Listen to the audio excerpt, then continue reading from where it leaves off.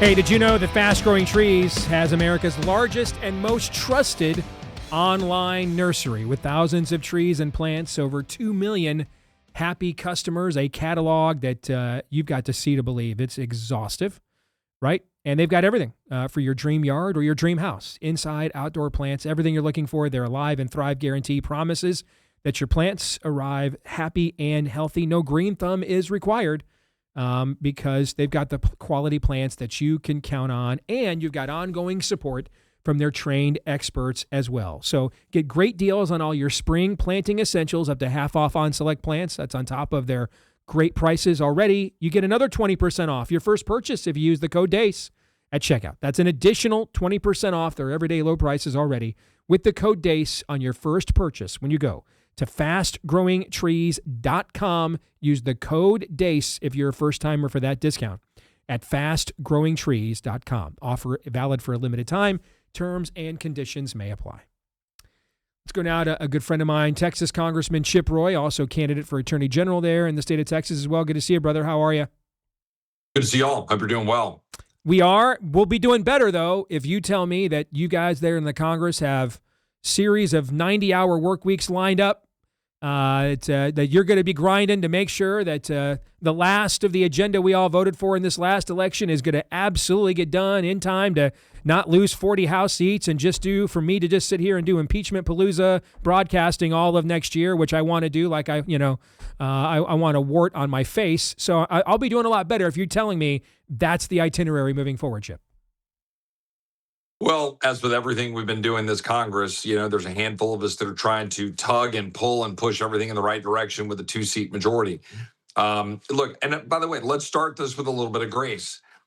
It is difficult with a 2-seat majority, 3-seat majority, right? It's been moving around a little bit.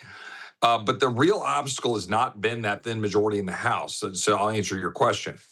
We've been able to get a lot of stuff done. Not everything I'd like to. We should have moved H.R. 2 already.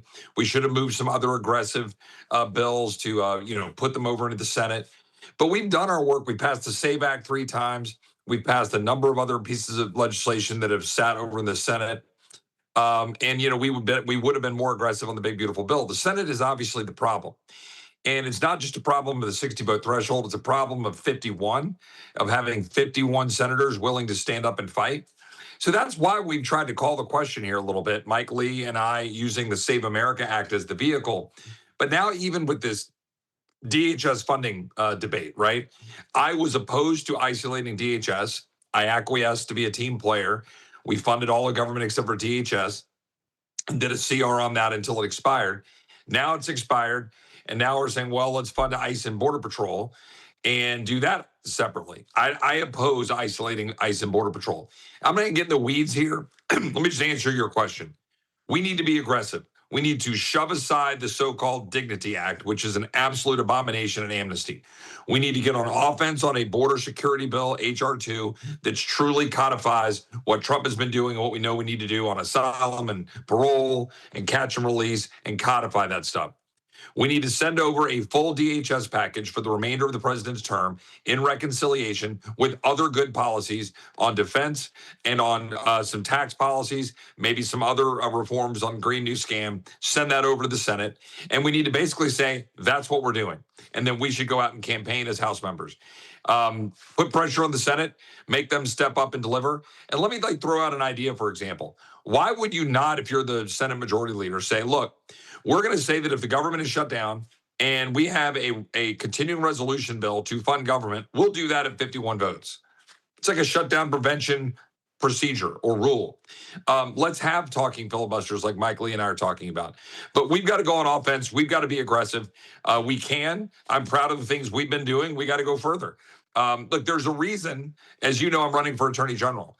There's a reason that a PAC in California ran $1 million of ads against me. A bunch of leftists, Marxists, Green New Scam, people trying to rake in money on the back of corporate cronyism. They paid $1 million to run ads against me because they fear me as Attorney General. That's what's going on. Why? Because I delivered on the Green New Scam subsidies. I told the president in the White House, I'm not passing your big, beautiful bill unless we get what we want on the Green New Scam. So, like, we're going to be doing some of that stuff this week on FISA, some of that stuff this week on the spending stuff. We're going to keep fighting because we have to. All right, let's get into some of that stuff. And I'm glad you made that point of order, because as you were talking, it reminded me, I don't think until something I'm about to ask you about, I have said one negative thing about Speaker Mike Johnson in at least 6 months, and that's close to a record for me, Chip. So, because you're right, you guys have been actually trying to move an agenda. The one question I do have is there was some reporting last week about him caving on funding Planned Parenthood, because why not just make one of the leading bundlers for the Democrats even more flush with cash flow from subsidies in the middle of an election year that they will then just use to take control of the Congress in the next election. Please tell me that reporting is false. I don't know for sure where all of that stands. What I'll tell you is this. Whenever we do another reconciliation package, we should extend that defunding of Planned Parenthood that we put in the first one, in my opinion. That I hope we will do. It is why I think we need to do something aggressive on it. Secondly, what I would tell you is the real fight is mifepristone, right? And I'm not walking away. We should defund Planned Parenthood. They're butchers. They're leftists. We shouldn't give them, taxpayer dollars.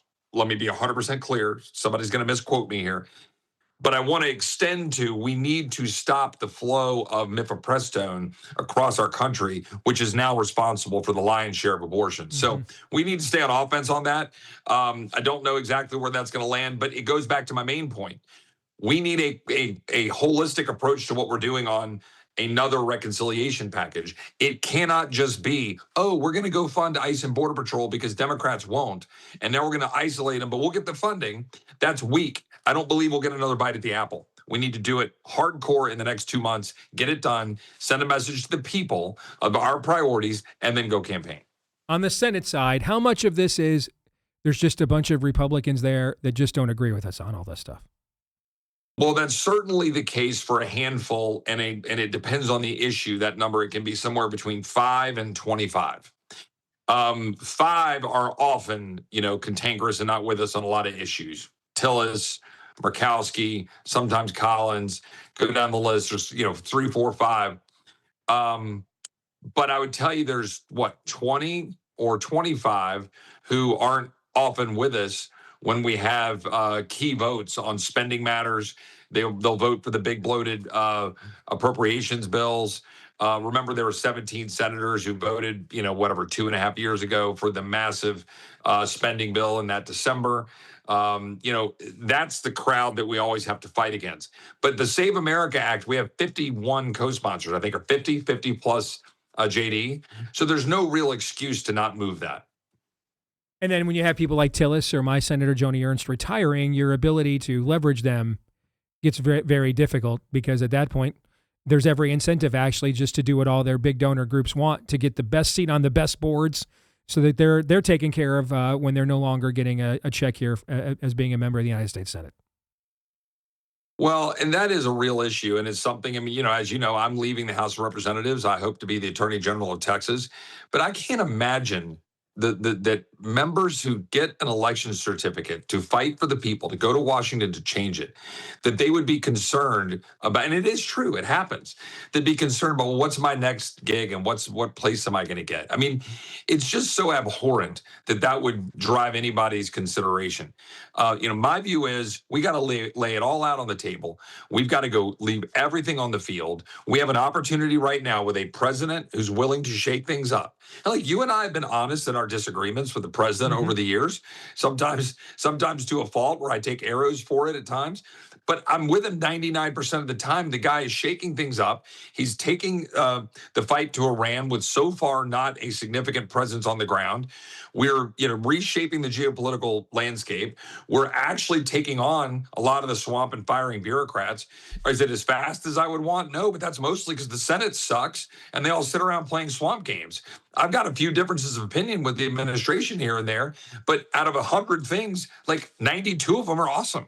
So it drives me insane that Congress sits back and we go away for 2 weeks over Easter when we should have frickin' been in Washington working to get these bills passed. I'm running statewide in Texas. I can't possibly spend enough days on the road in Texas. But we should have been in DC the last 2 weeks. My job is a member of Congress right now. We should be there. We should now we're going to be there for the next 3 weeks, but we shouldn't leave until we get the job done. If the president called you in, and because of everything you just said, if he called you in and said, "All right, Chip, yeah, everything you just said, yeah, you've been a thorn in my side at times, but for the most part, you've helped me aggressively move much of my agenda for the last couple of years, and you're retiring, so you don't really care what anybody thinks." What do you think how I ought to handle the Senate, the Republican Senate, between now and when they break in in September, October to go campaign for the midterms? What would you tell them to do? Don't blink. Take the message straight to the people. He's been delivering. His administration is delivering. The House has been largely delivering. We need the Senate to get the job done.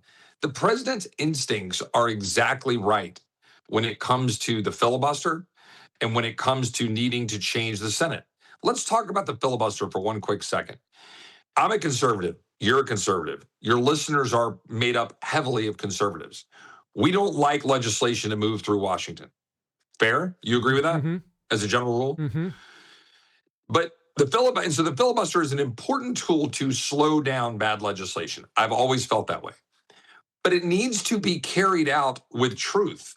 It needs to be carried out with actual work to filibuster and slow down the process. But if you literally just change and transform the threshold to 60 votes, we will never be able to move legislation that will save our country. The left has been winning through bureaucracy, through court rulings, through frankly, bad legislation that was done in the fit of a political moment or jamming it through on reconciliation like Obamacare. And so you need a Senate to be able to react and to fix some things and to transform policy with something meaningful. So Mike Lee and I have been trying to say, guys, to the people and a lot of our friends who are institutionalists saying, Chip, you guys are going to destroy the filibuster. No, all we're saying is we actually want to try to preserve some elements of the constitutional cooling saucer, the Senate, without an artificial fake filibuster of 60 votes, meaning make them go to the floor and debate or change rules for very narrow circumstances like government funding. You can break a 60 vote with a 51 vote for a continuing resolution of existing spending level if there's a shutdown fight. There would still be incentive for appropriators to want to appropriate the bills.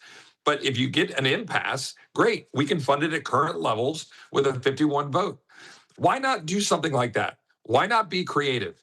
But the Senate will never be creative as long as they think they can wiggle through all of this in their 6-year terms, hiding behind the 60 vote threshold to actually not accomplish the stuff that the president wants to accomplish, which I think is the real story behind this, is that you've got a handful of senators that don't want to do those core things. So the president ought to stay the course. He ought to put pressure on the Senate to deliver. And he basically ought to go to the American people and say, I'm fighting for you. I'm delivering for you. We need the Senate to match what I'm doing and what the House is doing. You mentioned you have been, while you guys have been on break, you've been out on the campaign trail running for AG in the state of Texas. So you're all over that state.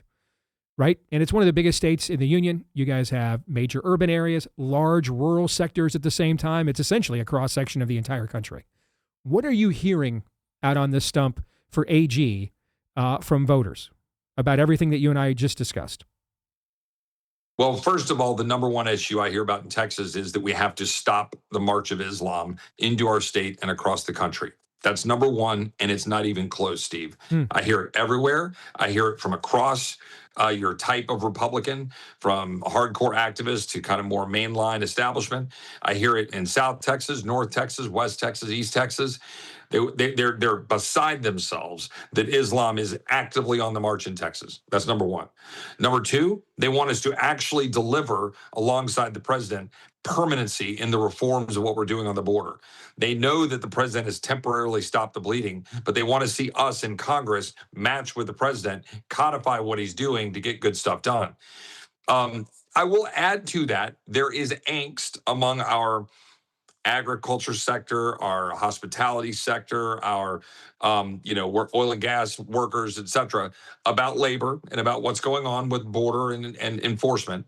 But generally, they're all very patient about wanting to get things right because they know we need to secure the border. They want us to do things like Plower v. Doe and stopping the taxpayer subsidized education of illegal alien children because the Supreme Court ruled on it. They want birthright citizenship to get ended. They want sanity, and then they want some sort of a guest worker program. My view is I want to get all this secured, codified, and get it done. And by the way, this is all related to Islam. So put all of that in a bucket and add the Save America Act on top of it in terms of citizens voting and voter ID. Now you're cooking with peanut oil. That's where Texans, they want all of that delivered. They want it done. Besides that, obviously they want a strong economy. I'd say most people I talk to, including people who were very reticent about war in Ukraine, had been grown tired of Iraq, in our base, including myself. That was my posturing. Are very proud of what we're doing in Iran so far, believe that it's in our interest, not that this is some sort of, this is doing the bidding of Israel. You get a few people that chatter on that, but mostly people are saying, hey, this makes sense. Iran's been awful for 50 years. Take out their bad leaders, take out nuclear, take out some of their conventional weaponry that now goes farther than we ever knew, and reestablish the geopolitical order with China and Russia. Now what we did in Venezuela, add all that up, and now America can look centuries ahead instead of 6 months ahead by earnings reports and gas prices. That's what this president is doing. And again, I will call the president out when I disagree, but this president is resetting the geopolitical landscape in a way that all of us have been looking for. We didn't want to build soccer fields in Baghdad. We wanted to go threaten Tehran. Well, this guy's actually doing it. So that's where the American people are. Stand with the president, stand strong, no endless wars, no blank check, no boots on the ground unless absolutely necessary and very narrow. Make sure we secure the border, codify it, and then let's get some rational policies put in place and stop Islam so we can save our state and our country. That's where everybody is. Good to see you, my friend. Thank you. Thanks, Steve. See you guys. God bless, Todd. God bless. Congressman Chip Roy from Texas. Got about a minute here, gentlemen. Your thoughts on that? It is the year of our Lord 2026, and the number one issue in Texas by far, according to the most honest man I know in politics, is Islam taking over Texas. Do you know what time it is? No, they've got over 300 mosques in Texas now. Aaron? I'm just going to steal your thunder. With that being said, could we get Trump to post like an AI-generated image of like Muhammad or something? I'm in favor of that. Yes. I'm in favor of presidential Muhammad trolls. In favor of that. False gods you may troll them all you want, but not the real one. Back with hour 2 and your questions. Your turn to ask me anything next.